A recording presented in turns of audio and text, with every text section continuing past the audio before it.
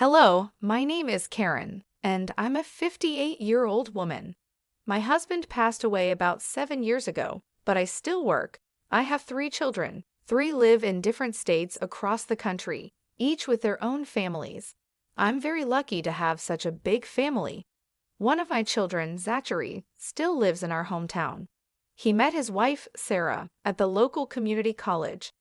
I liked her, and though I didn't think my opinion was very important, I was happy if Zachary was happy. They got married quickly and continued their education in their chosen fields. After getting good jobs and saving some money, they decided to have a child. I was thrilled to have another grandchild to spoil, but Sarah was particular about when I could visit and for how long. This was understandable in William's first year, but it seemed strange even when he was 6. However, I accepted it because every family is different. Before I knew it, 14 years had passed, and because I wasn't allowed much time with William, we didn't form a strong bond.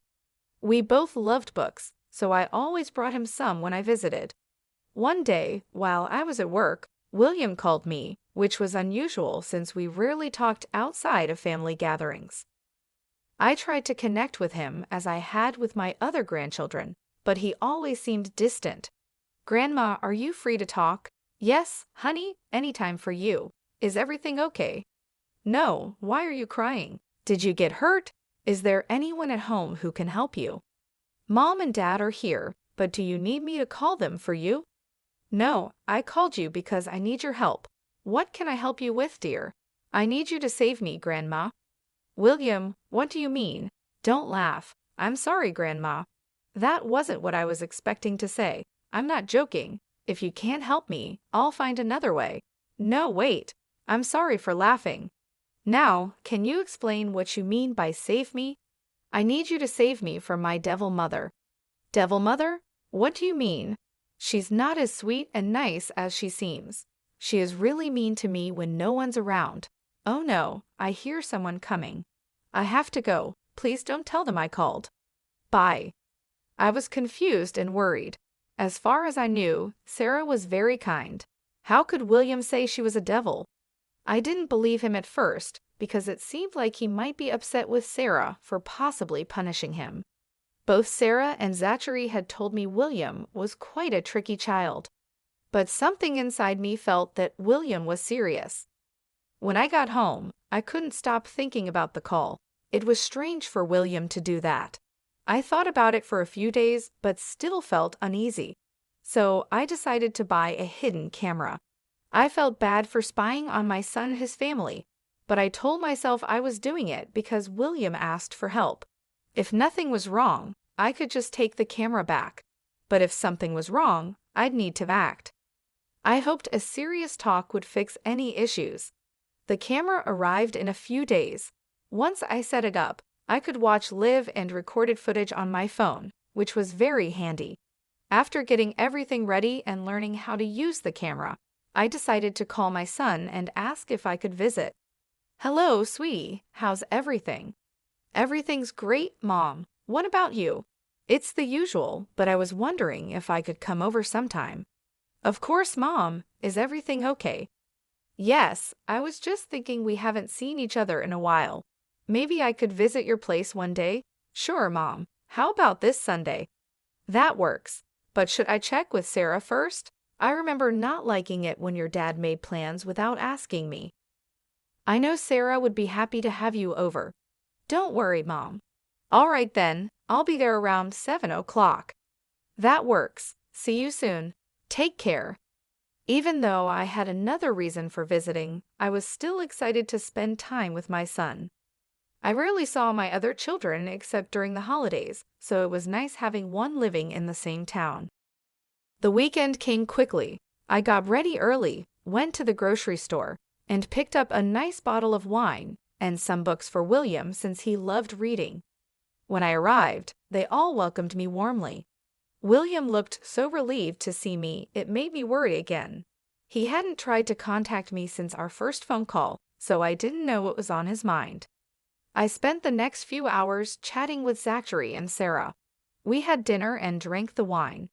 Eventually, William went to his room since we were talking about things that probably didn't interest him. I excused myself to go talk to him. Sarah seemed a bit hesitant, but I insisted since it had been a while since I visited, and I wanted to spend time with my grandson. Zachary told Sarah to let me go and talk to William. When I entered his room, I closed the door behind me and handed him the books I had bought.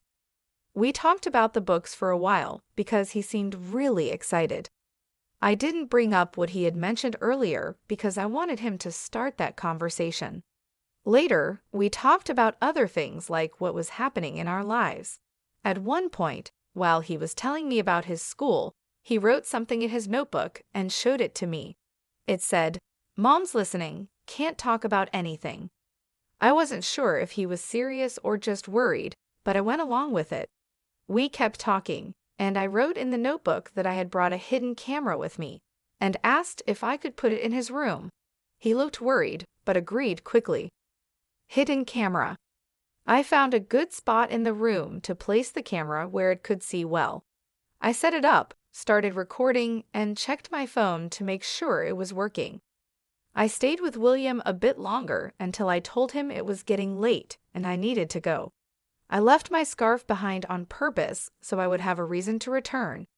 After I said that, I heard quick footsteps moving away from the door, which made me wonder if William was really in trouble. I didn't think much about it at that moment and hugged William goodbye. I went downstairs, said goodbye to Zachary and Sarah, and left. Back home. I was tired that night but checked the camera when I got home. I stayed up for an hour to read and kept an eye on the footage. The only thing that happened was my son walking into William's room and asking what we had talked about. William told him. Eventually, I fell asleep. The next morning, I was in a hurry and didn't check the cameras. I only looked at the footage after I knew William would be back from school. Again, not much happened, and I started to wonder if William might have been making it up. I decided to wait one more day, and if I didn't see anything suspicious, I planned to visit when Zachary and Sarah weren't home and ask William to return the camera.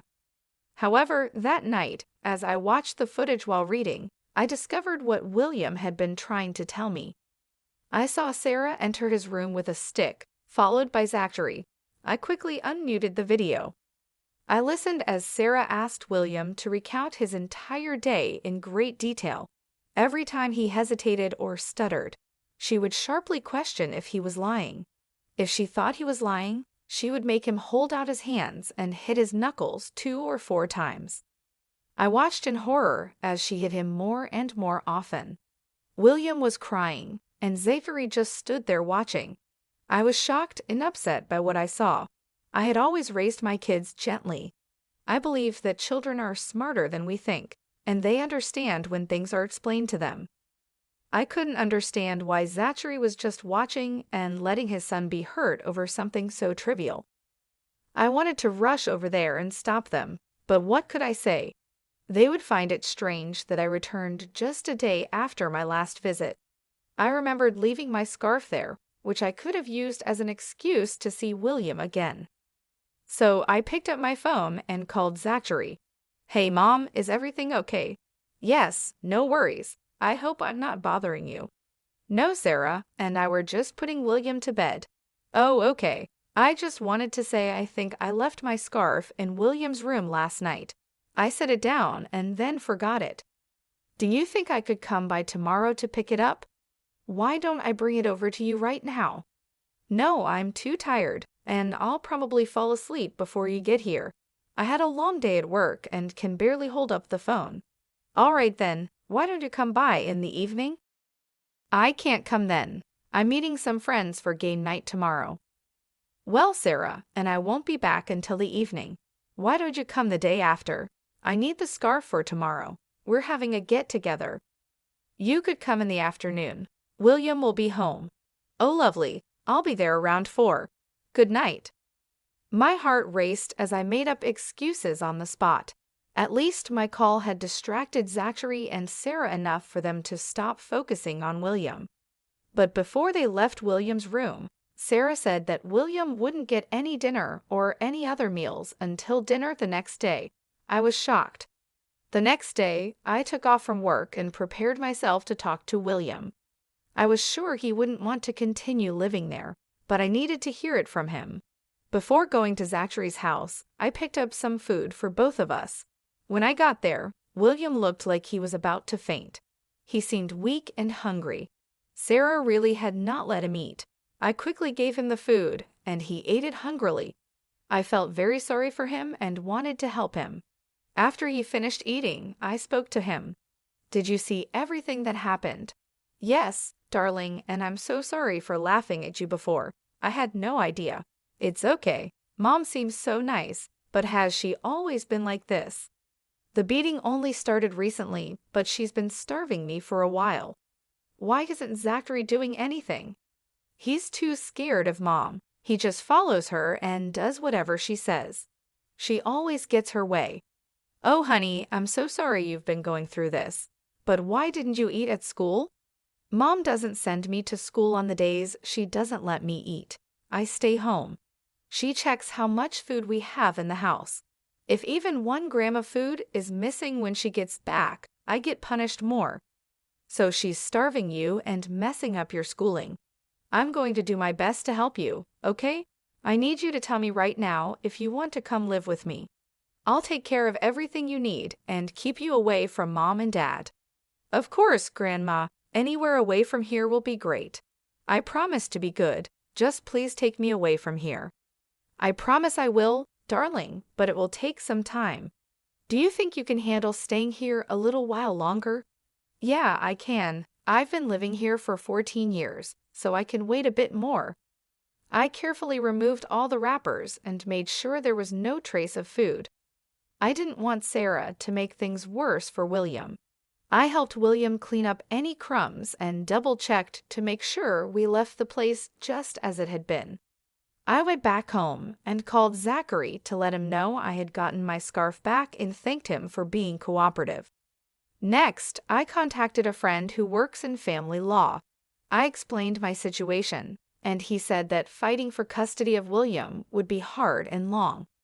He also told me that even if I got custody, it might be temporary, and Sarah could change her behavior and regain custody.